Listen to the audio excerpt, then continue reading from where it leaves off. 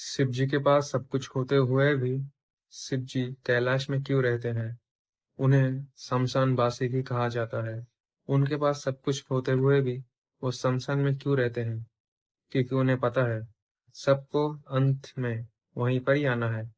इसलिए शिव जी अपने भक्तों से प्यार करते हैं और उनकी राख देखने के लिए ही आते हैं वहां पर। शिव जी को पता है सब कुछ अंत में सबको शमशान में ही आना है, इसलिए वो शमशान में रहते हैं। शिव जी तो महाकाल है, वो सृष्टि के हर एक जगह पर है। कोई मरने के बाद आपके साथ नहीं जाएगा, सिर्फ शमशान तक ही जाएंगे सब।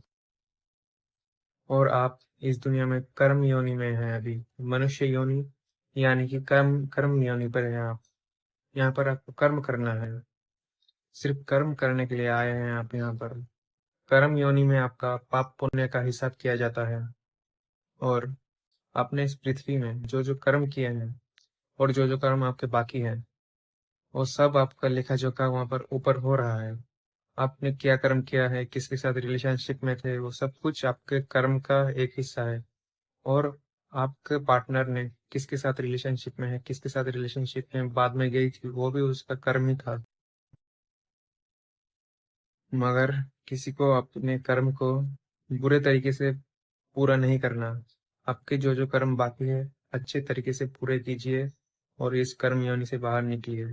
पृथ्वी में सबको अकेले ही भेजा जाता है। सबकी लाइफ अलग है। सब पृथ्वी में अकेले ही आए थे और अकेले ही जाएंगे। सो अपने लाइफ को किसी और से जोड़ने की जरूरत नहीं है आपको। आप अपना कर्म पूरा कीजिए और बाकी लोग का कर्म मत देखिए कि आपने उसको कितना दिया, उसने आपको कितना दिया। ये मत देखिए, आप अपना कर्म पूरा कीजिए। आप अकेले आए थे और अकेले अकेले जाना है आपको। आप अपना कर्म पूरा कीजिए और आपने आपके इस जिंदगी में जितने ड्यूज है, जो कर्म बाकी है, उस कर्म को पूरा कीजिए। उसके बाद इस दुनिया से मोक्ष लीजिए और ये इस कर्म योनि से बाहर निकलिए।